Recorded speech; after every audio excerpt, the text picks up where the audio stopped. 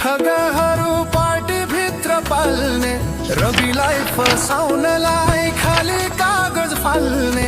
रविको उदयले दुख्यो यसको टाउको, साह्रै खेदो खनेको छ के खाइदिएछ बाउको।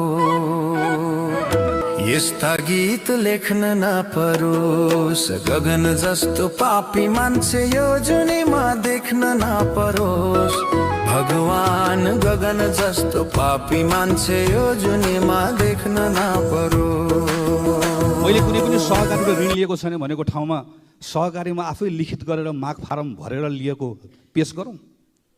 खाली कागज देखाएर संस्था बन्द गरो, कहिले केपी कहिले